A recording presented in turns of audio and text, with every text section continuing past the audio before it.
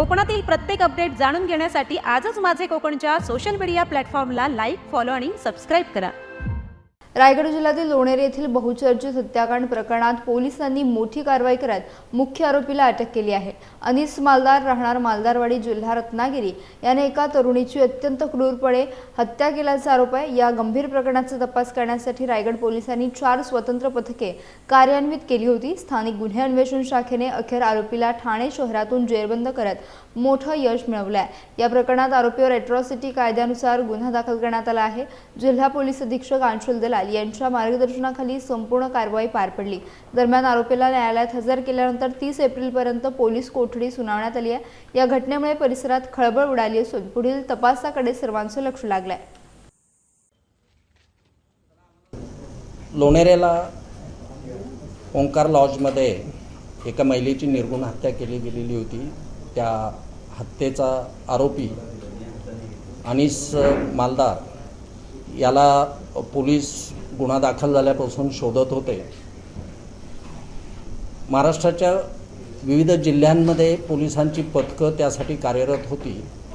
पोलिसांना मिळालेल्या गोपनीय माहितीच्या आधारे काल त्याला ताब्यात घेण्यात आलेलं आहे, अटक करण्यात आलं। आज माननीय न्यायालयासमोर त्याला हजर करण्यात आलेलं आहे। माननीय न्यायालयानं त्याला 30 एप्रिलपर्यंतची पोलीस कस्टडी दिलेली आहे। त्याचे इंट्रोगेशन्स केल्यानंतर तपासातला पुढचा प्रगती जो आहे किंवा फॅक्ट्स ज्या आहेत त्या उजेडात येणार आहेत। सध्या आरोपी कालच अरेस्ट झालेला असल्यामुळे तपास अत्यंत प्राथमिक स्थितीमध्ये आहे। थँक्यू। तपास पथकं साधारणतः किती मार्गावरती होती आणि कशा पद्धतीने कोणत्या ठिकाणी रायगडच्या पोलिसांनी त्याला जेरबंद केलं?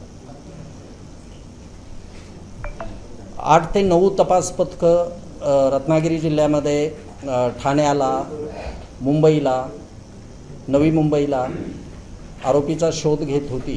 त्याला ठाण्यामधनं ताब्यात घेण्यात आलेलं आहे, अटक करण्यात आलेलं आहे। सर, आरोपीची आणि पीडितेची नेमकी ओळख कशा पद्धतीने होती? मला आरोपीला इंट्रोगेट करू द्यात, राईट? तेवढा पुरेसा वेळ नाही भेटलेला अजून। आपण न्यायालयाकडे किती दिवसांची पोलीस कोठडी मागितली होती? 7 दिवसांची पोलीस कोठडी मागितलेली होती। न्यायालयानं सध्याची 30 तारखेपर्यंतची पोलीस कोठडी दिलेली आहे।